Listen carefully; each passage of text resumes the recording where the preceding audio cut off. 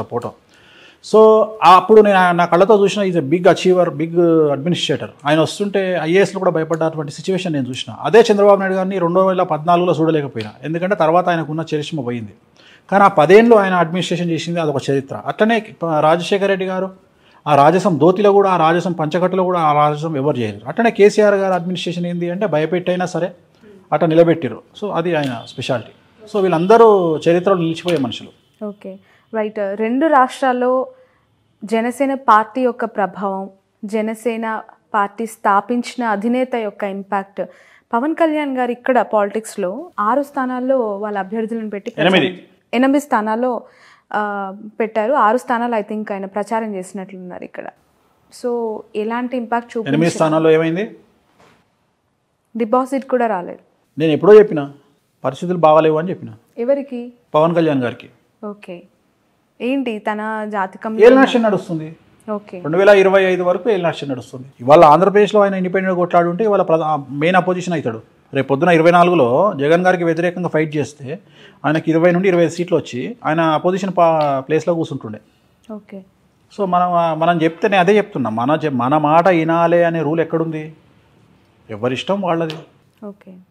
So Pawan Kalyan గారికి వస్తూ ఉన్న ఫాలోవర్స్ని చూసి ఎంత ఇంపాక్ట్ ఉంటుందో అని భయపడిపోతుంటారు చాలా సందర్భాల్లో. నేను కూడా తెలంగాణలో నాగర్ కర్నూలు సభను చూసా, కూకట్పల్లిలో ర్యాలీని చూసా. ఆ క్రౌడ్ అంతా చూసి ఖచ్చితంగా కూకట్పల్లిలో అయితే నేను ఖచ్చితంగా జనసేన అభ్యర్థి గెలుస్తారని అనుకున్నాను. ఎందుకు అంటే అంత వేవ్ కనిపించినట్టు అనిపించింది నాకు. బట్ గ్రౌండ్లో అలాంటి పరిస్థితి ఏమీ లేదు. అభిమానం వేరు, ఓటేయడం వేరు. ఎందుకు అది అంతే, ఇక్కడనే కాదు, ఓటుకి ఎందుకు కన్వర్ట్ అవ్వట్లేదు పవన్ కళ్యాణ్ గారు? ఆ మాటకు వస్తే మన భారతదేశ ప్రధాని ఎవరు ఉండాలి? రాహుల్ గాంధీ గారు కాదు, రజనీకాంత్ కానీ అమితాబ్ బచ్చన్ కానీ ఉండాలి. మీరు ఇటు కంపారిజన్. ఓకే, వాళ్ళిద్దరే ఉండాలి. అప్పుడు భారతదేశానికే కాదు, ప్రతి స్టేట్ సీఎం ఒక సినిమా యాక్టర్ అయి ఉండాలి. అంతే కదా. హయ్యెస్ట్ జనాలు ఎవరికి వస్తారు? తలైవకి వస్తారు. రజనీకాంత్ వచ్చిండు అనుకో, జనాలందరూ వచ్చి నిలబడతారు రోడ్డు మీద. మరి ఆయన ప్రధానమంత్రి కావాలి, అమితాబ్ బచ్చన్ రాష్ట్రపతి కావాలి. అట్లనే మిగిలిన స్టేట్ సీఎంలందరూ ఆయా స్టేట్ హీరోలు కావాలి. ఎందుకైతే లేరు? ఎన్టీ రామారావు తర్వాత ఎందుకు అంత అవుతుంది? ఇవాళ తెలుగుదేశం పార్టీ అధినేతను తీసుకుపోయి జైల్లో పెట్టినా కానీ మాట్లాడకుండా జూనియర్ ఎన్టీఆర్ ఎందుకు మాట్లాడతలేడు? అంటే నిజాలు తెలుసు కాబట్టి, గ్రౌండ్ లెవెల్లో పరిస్థితులు అనుకూలంగా లేవు కాబట్టి. రైట్. బాదాంకాయలు పల్లికాయలు అమ్ముకునేటోడు కూడా 1 డేలో సెలబ్రిటీ అవుతాడు. అంత మాత్రం మనకు ఓట్లు వేస్తామనుకుంటే తప్పు. రైట్. బర్రెలు కాల్చుకునే అక్క వీడియో పెడితే సపోర్ట్ కొడతాం, కానీ ఓట్లు వేయం, ఓన్లీ సపోర్ట్ కొడతాం. ఓకే, అంతే. పవన్ కళ్యాణ్ గారి పరిస్థితి కూడా బర్రెలక్కతో సమానం అంటారా?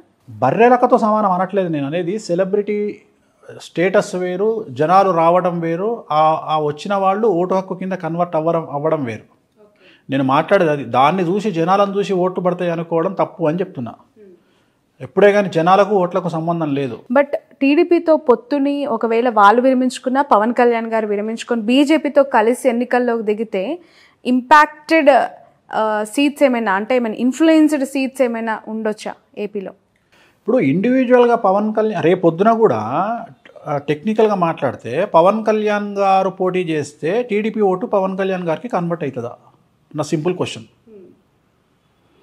జనసేన ఓటు టీడీపీ కన్వర్ట్ అవుతుంది, కానీ టీడీపీ ఓటు కన్వర్ట్ అవుతుందా? నా ప్రశ్న ఇది, పెద్ద ప్రశ్న ఇది. దీనికి ఆన్సర్ చేస్తే జవాబు వస్తుంది. నేను అడిగే ప్రశ్నకు ఆన్సర్ చేయి. టీడీపీ ఓటు జనసేన కన్వర్ట్ అయ్యే అవకాశం ఉండదు. పొత్తు పెట్టుకున్నప్పుడు ఇయ్యరు.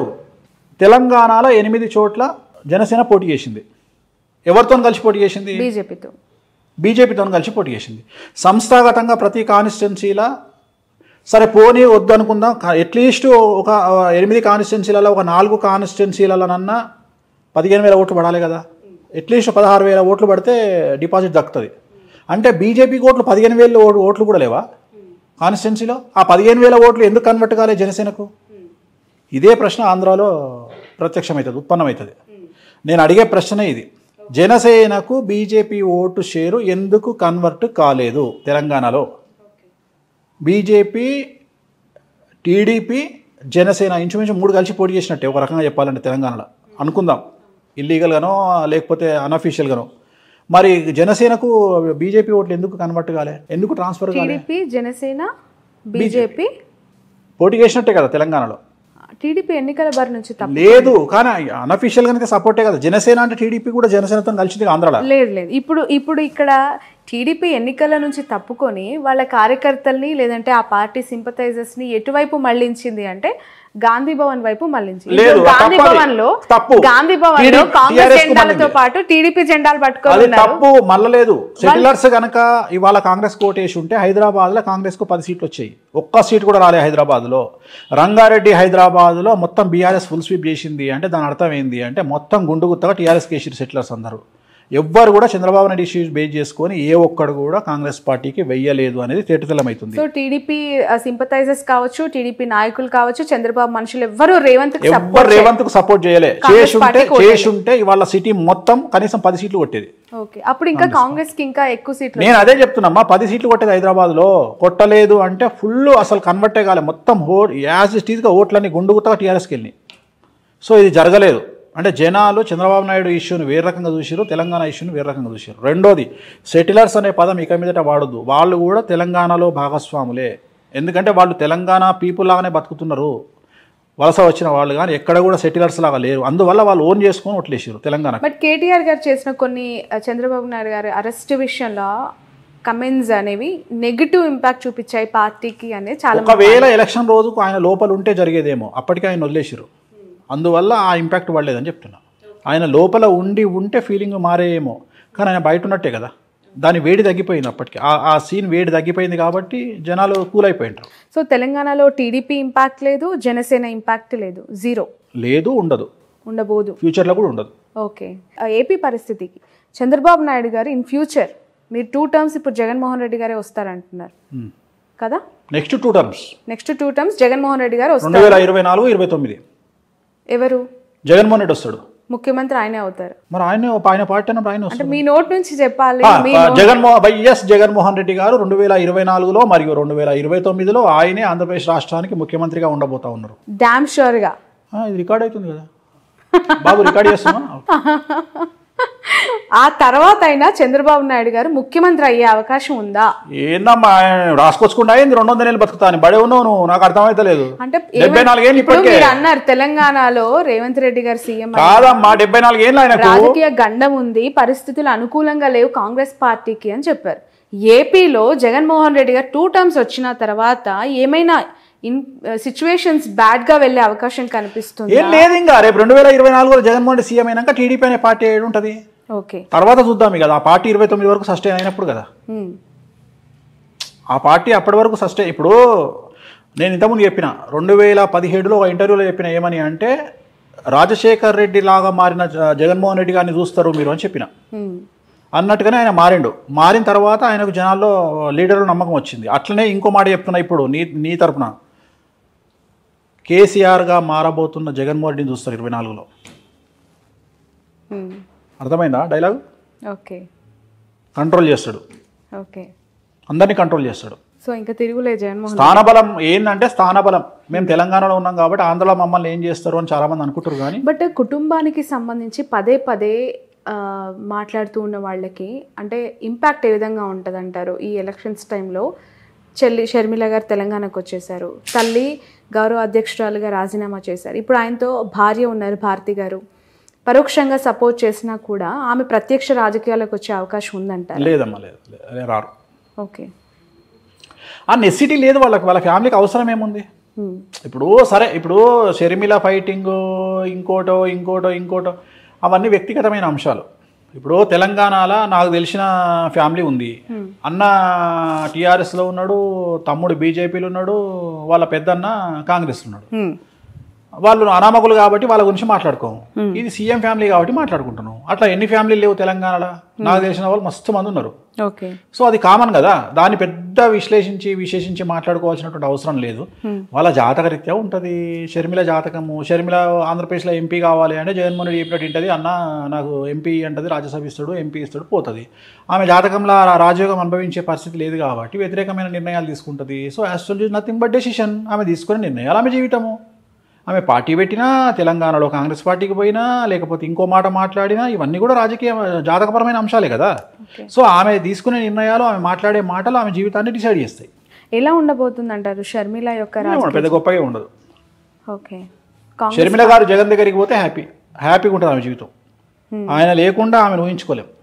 వెళ్ళే అవకాశం ఉందంటారు. ఎందుకంటే నీకు బాగా క్లోజ్ అమ్మా, నాకు తెలుసమ్మా, నీకు అమితమైనటువంటి ప్రేమ, నీకు చాలా క్లోజ్ షర్మిల. ప్రొఫెషన్ వేరు, వ్యక్తిగత మామూలుగానే అంటున్నా తల్లి, చెప్పట్లేదు. చాలా మందికి ఏంటంటే, ఇప్పుడు నేను మీకు డికే శివకుమార్ అత్యంత సన్నిహితుడు అంట, కానీ ఆ సన్నిహితం ఎంతవరకు ఉండాలో అంతవరకే.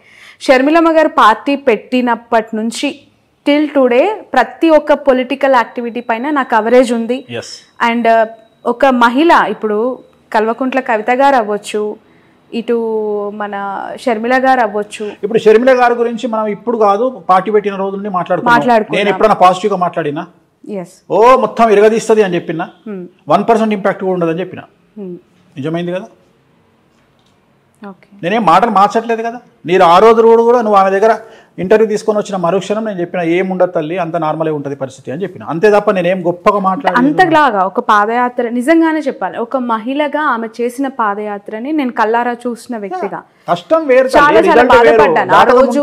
ఎందుకు అంటే పక్క రాష్ట్రంలో అన్న సీఎం గా ఉన్నారు, ఇక్కడ ఒక మహిళ ఒంటరిగా ఎందుకు ఈ పరిస్థితి వచ్చింది, మోరోవర్ అన్న గెలుపులో ఆమె పాత్ర ఉంది, ఆమె భాగస్వామ్యం ఉన్నప్పుడు ఇక్కడ ఎందుకు పెట్టింది అనేది నాకు పదే పదే రేజ్ అయిన క్వశ్చన్. దానికి ఇప్పటివరకు నాకు ఆన్సర్. జాతకపరమైన విశ్లేషణ అంతే, వాళ్ళ వ్యక్తిగతమైన నిర్ణయాలు. ఆస్ట్రాలజీ నథింగ్ బట్ డెసిషన్, అదే చెప్తున్నా కదా. ఆ నిర్ణయం ఎందుకు తీసుకున్నారు అంటే దానికి మనం ఏం చెప్తాం. ఇప్పుడు మన గ్యాప్స్ అనేవి ఉన్నాయంటారా? ఖచ్చితంగా నాకు కుటుంబం పట్ల అవగాహన లేదు, వ్యక్తిగతమైనటువంటి అంశాల జోలికి నేను వెళ్ళను. నేను జాతకపరంగా మాట్లాడతా. నేనేమంటా, ఇదే షర్మిల గారు నా దగ్గరకు వచ్చి, అనిల్ గారు నా దగ్గరకు వచ్చి, ఏమండి ఒక మాట మాకు ఒక ఐడియా అడ్వైజ్ ఇవ్వండి అంటే, ఎంబడే మీ దుకాణం బంద్ చేసి జగన్ గారిని కలవండి అని చెప్తా. ఎందుకు? అక్కడ పోయి కూర్చుంటే మీకు ఆల్రెడీ ఏదో పదవి ఇస్తాడు, హ్యాపీగా ఎంజాయ్ చేస్తారు లైఫ్, ఒక సీఎం చెల్లెగా లైఫ్ ముందుకెళ్తుంది, ఇంత కష్టాలు మీరు పడాల్సిన అవసరమే లేదని చెప్తాను నేను. కానీ వాళ్ళు మనం అడగరు, మనం చెప్పాం, అయిపోయింది. సో ఇట్లనే ఆస్ట్రాలజీ నథింగ్ బట్ డిసిషన్. వారసులకి సంబంధించిన ప్రశ్న ఇది. కేసీఆర్ గారు ముఖ్యమంత్రిగా 2 టర్మ్స్ చేసిన తర్వాత ఇప్పుడు గెలిచి ముఖ్యమంత్రి పదవికి రాజీనామా చేశారు, కానీ కొడుకును ముఖ్యమంత్రి స్థాయిలో సొసైటీలో ప్రొజెక్ట్ చేశారు. నెక్స్ట్ 5 yearsలో కేటీఆర్ గారు ఆ స్థాయిలో ఎమర్జ్ అవుతారు పీపుల్లో అనేది ఒక మాట వినిపిస్తోంది. చంద్రబాబు నాయుడు గారి వారసుడు లోకేష్ గారి గురించి ప్రస్తావిస్తున్నారు. లోకేష్ గారు ముఖ్యమంత్రి అయ్యే అవకాశం కానీ, పాదయాత్రను మరొకసారి దిగ్విజయంగా నాన్ స్టాప్గా స్టార్ట్ చేసి ఎండ్ చేసే పరిస్థితి కానీ, పీపుల్స్ లీడర్గా ఎస్టాబ్లిష్ అయ్యే అవకాశం కానీ ఉందా అని చెప్పి. ఇక ఇండివిజువల్గా చెప్పగానే ఇద్దరికి లేదు, ఇద్దరు ముఖ్యమంత్రుల కొడుకులకు లేదు. ఒకటే ఆన్సర్లో 2 సమాధానాలు. ఇటు కేసీఆర్ గారు అబ్బాయి కేటీఆర్ కానీ, బట్ కంపారిటివ్లీ ఈరోజు ఇప్పుడు కూడా సిరిసిల్లలో ఆయన మళ్ళీ విక్టరీ. మళ్ళీ నువ్వు అన్ని జనరలైజ్డ్, నేను ఆస్ట్రాలజర్ అమ్మా, పొలిటికల్ అనలిస్ట్ కాదు. పొలిటికల్ ఆస్ట్రాలజర్ అనొచ్చు, పొలిటికల్ ఆస్ట్రాలజర్ అను, కానీ పొలిటికల్ అనలిస్ట్ కాదు. పొలిటికల్ ఆస్ట్రాలజర్ గా చెప్పండి. ఇప్పుడు 3 సార్లు ఆయన ఎమ్మెల్యేగా గెలిచారు, దిగ్విజయంగా మంత్రి పదవులు అనుభవించారు. ఇప్పుడు సరే ఓకే, ప్రతిపక్షంలో కూర్చుంటారు, వేరే విషయం. కానీ నారా లోకేష్ గారికి సంబంధించి అసలు ఎమ్మెల్యేగా గెలుస్తారా అనే ప్రశ్నకు ఆన్సర్ ఏంటి? ఎమ్మెల్యే గెలవచ్చు, అది పెద్ద విషయం ఏం కాదు. ముఖ్యమంత్రి కాలేరు, ఆయన జీవితంలో ముఖ్యమంత్రి అయ్యే యోగం లేదు. ఏంటి ఆయన జాతకం ప్రకారం? రావు మార్గదర్శ నడుస్తుంది 2024 వరకు. ఎలక్షన్లో రావు మార్గదర్శలో ఉంటారు. ఈ ఎలక్షన్లో ముఖ్యమంత్రి అయ్యే యోగం